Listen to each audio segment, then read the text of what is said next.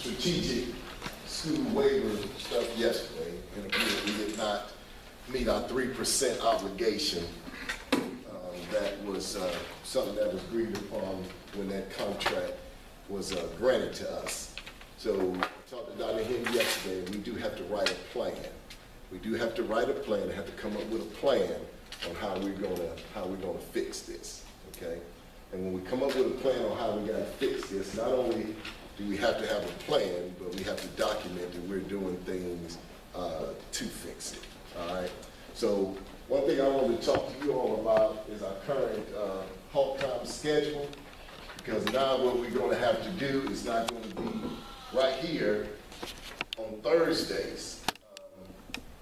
We'll use Thursdays to look at our all-in learning data, our formative assessment data, and then during that time, we'll look at the students and everything, and then we'll plan our halt time activities on that Thursday.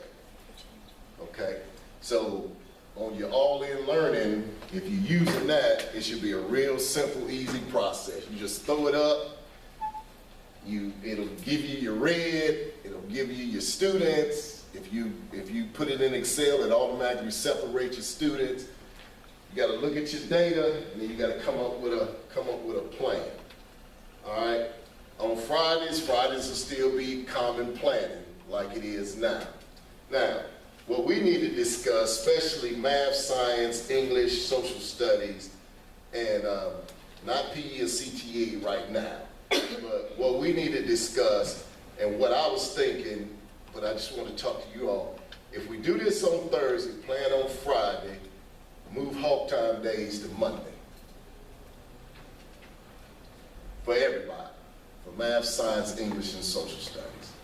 That way, because you're looking at your data here, and you doing whatever you need to do with your data. You got your common planning, and then we need to implement it on Monday. Any other day, implementing it, in my mind, if you implement it any other day, then you still got stuff pending that needs to be done. So it doesn't necessarily have to be separate days for halt time days. You know, the whole building does common planning on Friday. The whole building can do halt time on Monday. What are your thoughts? That's good, because we already. Yeah, you're already on Monday, that's right. I mean, I think it's good because we don't have to wait a day and then have to revisit something that the kids probably like, okay, we don't start something new. Right. So I think if you that was my thinking. If you keep it Thursday, we're looking at it, you know, we're looking at what our halt time should look at. Friday, we're doing our common planning for the next week anyway. It just makes sense to me. We get the halt time stuff out of the way that Monday, and then we're going on with what we're doing that Tuesday, Wednesday, and the rest of the week.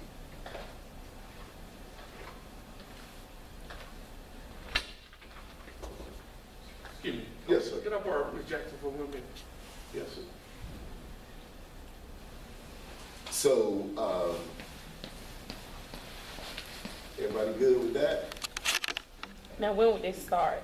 Now, I'll give you, well, we should be, you know, just do your halt time, so it'll start next week, okay? So just do what you're doing here, and then I'll revise this, and then I'll put, so next Thursday, we'll do this, so continue doing your formative assessments. So what I'm gonna do is I'm gonna put halt time on hold, Okay. to give those of us that have not been doing our formative assessments like we supposed to, give us a whole week to, and give it your departments today, to give you the whole week to have your data. Because when we come in there on Thursday, we need to have our data. And we need to have our data through, and if you do it through all-in learning, then you ain't gonna have no problems putting your data up there. It won't take you, to split those kids up and to see what's going on, and it won't take you no time. Now, if you don't have it, then there's going to be an issue. okay? So we'll put everything on hold, and we'll work that data up, and then on Thursday, we'll do our first PLC. And Friday will still be common planning, and then Monday, we'll move all halt times for math, English, science, and social studies, and Spanish to Monday. All right, PE, y'all are, PE and fine arts, y'all are activity classes. So, y'all formatively assess on, can I shoot a ball, or can I do a pirouette, or, things that y'all do. So y'all's formative assessments are a little bit different. CTAE, y'all mission is a little bit different because you all are evaluated more on your in the pathway assessments. So that's where y'all formative assessments need to come in. So on those end of pathway assessments, whatever your end of pathway assessments, that's the data y'all need to be looking at on that Thursday in order to group your kids and see what they're getting and what they're not getting. So y'all need to be doing your formative assessments that way. Okay, ROTC, you more of an activity leadership based. So any questions, any concerns about this plan right here? Go ahead, Ms. Bronson. And I might be getting ahead of myself, but what will happen to our reading days? All right, the only one, that's a good question, because your reading days, the only one that has to move, the only one's reading day, I think, is science on Monday. Right. So we gotta move it. What day you want? Oh, Lord. Why you gotta put it on me? I'll move it. Tuesday might be your best day just because it's the only other one. Yes, because we can introduce by reading. Let's do Tuesday. Okay. Thank you, So Coach I'm Watts. gonna get to Tuesday. But everything else is okay. So I'll move science to Tuesday, and then I'll send out a revised list. All right. Any? Yes, ma'am. You said PLC, so is it gonna be in a specific room? Or is it gonna be in our Y'all tell me. group? I mean, to be able to look at the data, we'll have to at least have 2 different computers going on, so at least 2 different rooms, or you'll never be able to get through your multi-group planning. So, what? I understand what you're saying. If I'm in 2 rooms that have projectors, in one group you can be working simultaneously instead of waiting on one group to get finished and then another group to get finished and another group to get finished. So I understand that. But what I have to do is come up with a way that the thing about the PLC room is one person is standing there and we can make sure that it's going like it's supposed to. But I do get your point when we, this is what we do. 2 back-to-back rooms, like Yeah, that's what mine and Jessica's, for instance, whoever could oversee both rooms Just without go having to back. go. We can do that. So you just Very want to far. do it, that we can do that. That's good. This has always been in here. Something that we have not been doing. But documented remediation group and the accelerated group. Okay, to be monitored.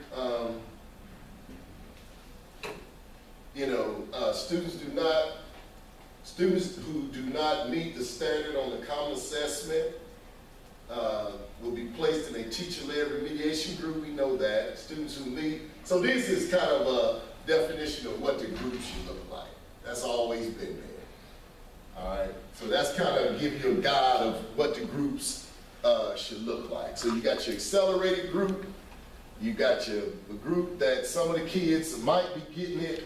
You got your remediation-led group, which is led by the teacher. So that's kind of a definition of what your group should look like, which has always been there. We just got to make sure that that we're doing it. So you can do it in your area. That makes sense. So even if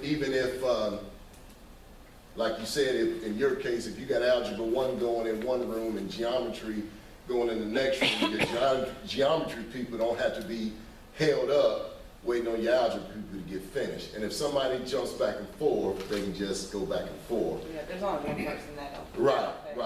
And so then when we come in as administrators, y'all can just show us the plan right quick, and then we can move on. All right? So we'll just do it in the areas, So like show you the plan for our halt time after we've gone through the data with each other? Yeah. And then you'll do a sign-in. We need to make up a department sign-in sheet that this is what we did, and give a little, basically, if we're doing this is kind of the summary. You know, this kind of telling us what we're gonna do during that session. Then all we do is a sign-up sheet saying that we did this, and then when we go to the class, we can see it being implemented. So then it covers us on every front. And when I write up the plan on what we're gonna do to improve, I do have the improvement plans that each department gave me, so I'll include that. I need to get those other sheets from you as soon as possible. And then, because I'm not gonna wait, I'm gonna go ahead and start working on the plan now. I'm not gonna wait till August 2018. I want when that person, if somebody does come here, this is what we've been doing, this is what's going on, and hopefully they'll put their time and energy, you know, somewhere else.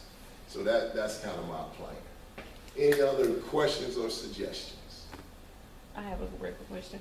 Now, will it hurt if we decide to go into the PLC room though? No, that'd be your decision. Because we have so many teachers that teach in multiple things in science. That it may help you for the PLC. Yeah. Okay. So instead of reserved. projecting, we can just have computers set up and we can gather around the computer and do it that way. Do it that way. Okay. If you want to do it that way, that's fine. But, you know, feel better projecting it, feel better using the PLC room, you'll have that flexibility, that'll be available to you. Okay? All right, you got all that, Doctor? Okay. Yep. Any other suggestions? And as things come up, I'll, so if you talk to your departments and just tell them this is what we're gonna do, this is the first step in our plan to try to get back on track for that 3% that's required. And please emphasize to them the importance of you know, raw-tying that standard and making sure those students understand those terms. I had my student council meeting yesterday. It was pretty interesting, the feedback I was getting to students as far as who's and who's not raw-tying standards. And one thing that and this was a honor student, one thing that she said that was happening was, and I can see it, is that we're, and when I say we, it's specific, you know, thing, because I don't mean everybody. But what's happening still that we have to be careful of is we may say, tell me about this, and then on the test, we may say, interpret. That's where we're losing them. And that came from the mouths of the kids. That's where we're losing them. If we have to use the language of the standard. Because she said that. She said that, and then when I get the test, it's something totally different. And she wasn't talking about the content of the test. She was talking about the questions. She said, we'll talk about one thing in class, and then when I get the test, it's something different. And I said, you mean like, and I use that example. If I tell you, let's talk about something, you get on the test and it says interpret. She said, that's exactly what I'm talking about. Well, if we improve the DOK levels on the test, then that could happen. So please emphasize to them, don't dummy, these kids, they can do it. Don't dummy the stuff down. They need to know the definitions because it was pretty interesting, the conversation I had with them. Very complimentary, but also expressed some concerns about their learning. So if we just emphasize that in the definition and make sure they understand what these words mean. All right? Thank you so much for your time.